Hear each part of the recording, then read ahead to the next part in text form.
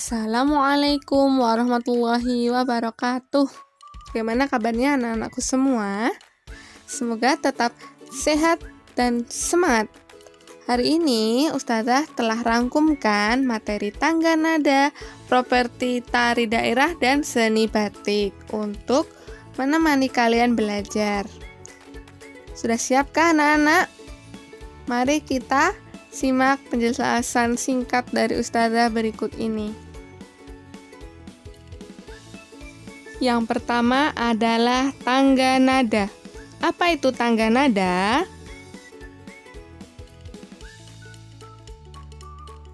Tangga nada adalah urutan nada yang disusun secara berjenjang. Pasti anak-anak masih ingat ya, tangga nada itu ada do, re, mi, fa, sol, la, si, do. Tangga nada itu terbagi menjadi dua, yaitu tangga nada mayor dan tangga nada minor. Yang pertama adalah tangga nada mayor. Ciri-cirinya adalah bersifat riang gembira dan bersemangat. Pola intervalnya 1, 1, setengah, 1, 1, 1, setengah. Nah, contoh lagunya ada Hari Merdeka, Garuda Pancasila, dan Maju Tak Gentar. Lagu Hari Merdeka itu seperti ini. 17 Agustus tahun 45. Nah, itu pasti anak-anak sudah pernah mendengar lagunya ya. Dan yang contoh yang kedua ada Garuda Pancasila. Garuda Pancasila, akulah pendukungmu. Nah, dan seterusnya. Itu adalah lagu Garuda Pancasila.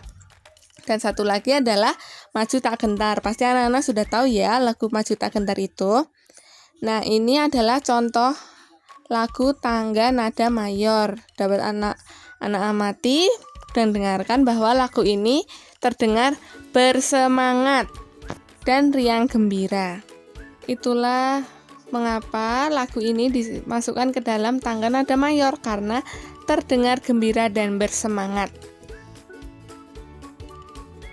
Yang kedua adalah tangga nada minor. Ciri-cirinya bersifat sedih dan kurang bersemangat. Pola intervalnya 1, setengah, 1, 1, setengah, 1, 1.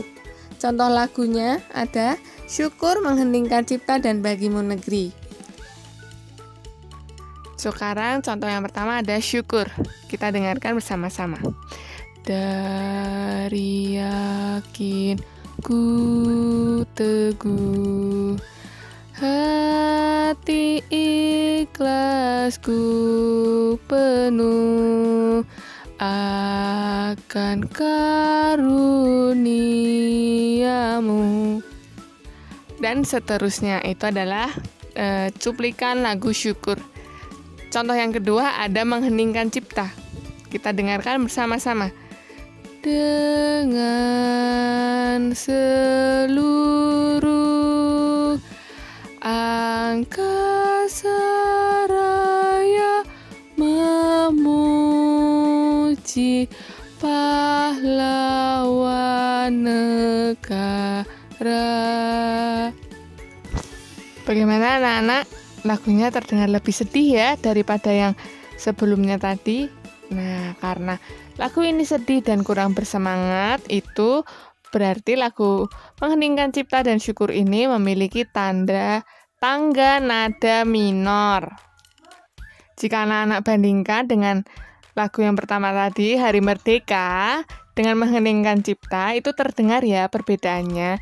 Hari Merdeka terdengar sangat bersemangat dan Mengheningkan Cipta terdengar sangat sedih.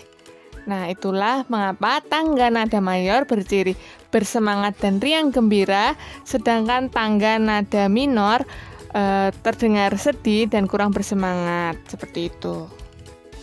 Selanjutnya adalah properti tari daerah. Properti tari adalah properti atau alat yang digunakan saat menampilkan sebuah tarian. Nah, di dalam tarian itu pasti anak-anak pernah melihat ya, ada yang membawa properti atau alat dan ada yang tidak membawa apa-apa dan hanya menari saja. Nah, ada tari yang memiliki nama tari dari propertinya, dan ada juga nama tari yang bukan berdasarkan propertinya. Untuk memahaminya lebih lanjut, Ustazah akan membacakan dahulu nama tari yang diambil dari nama propertinya. Jadi contohnya ada tari payung. Nah, tari payung dari Sumatera Barat ini menggunakan payung sebagai properti ya. Jadi tari payung propertinya payung seperti itu. Kemudian ada tari piring dari Sumatera Barat. Ini menggunakan piring sebagai propertinya. Jadi tari piring propertinya adalah piring. Kemudian yang ketiga ada tari kipas, yaitu dari Sulawesi Selatan. Propertinya adalah kipas ya. Jadi disebut tari kipas karena propertinya dari kipas seperti itu. Sudah paham ya anak-anak? Jadi inilah contoh tari, nama tari yang diambil dari nama propertinya. Kedua adalah tarian yang propertinya tidak menjadi nama tarian. Tarian ini propertinya tidak menjadi nama tarian. Contohnya yang pertama ada tari rangguk ayak dari Jambi. Propertinya adalah rebana. Jadi tidak sama ya anak-anak antara properti dengan nama tariannya. Yang kedua ada tari cakalele dari Maluku. Propertinya adalah perisai. Dapat anak-anak lihat ya perisai yang digunakan dalam tarian ini. Yang ketiga ada tari remo dari Jawa Timur.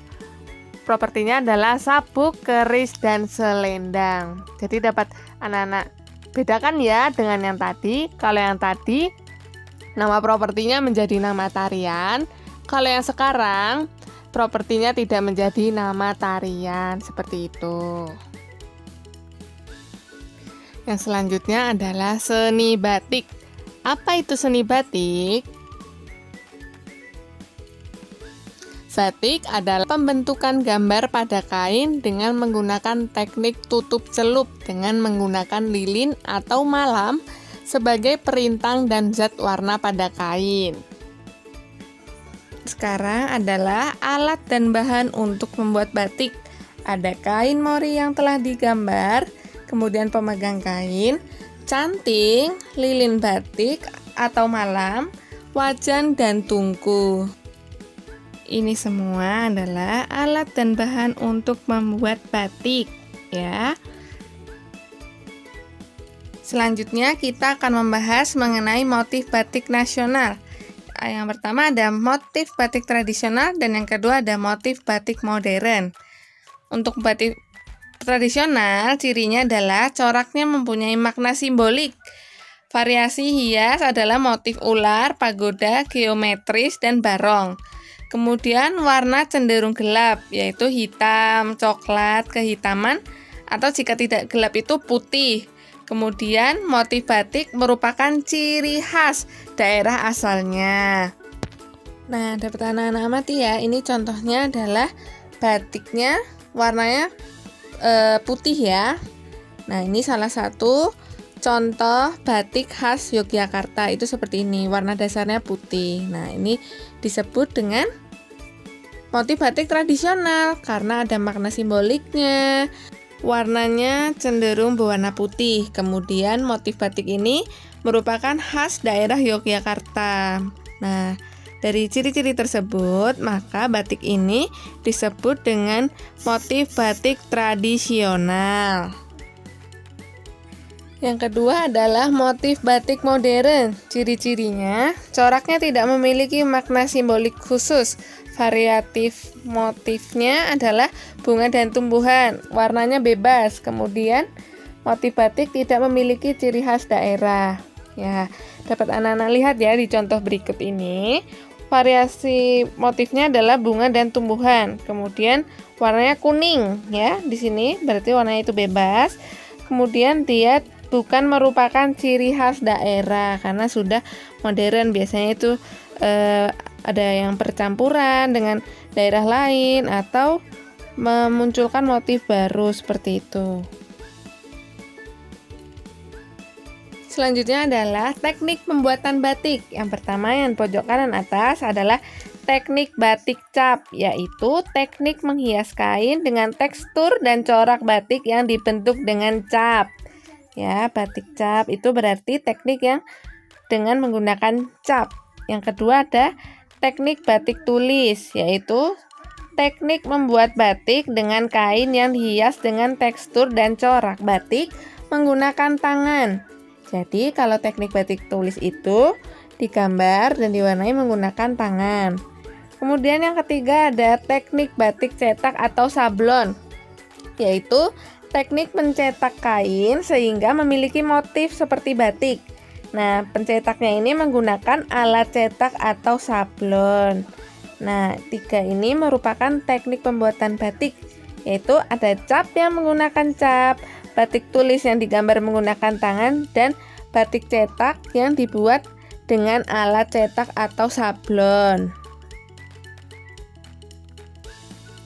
Sekarang kita akan mempelajari salah satu contoh motif batik Nusantara, yaitu Megamendung dari Cirebon.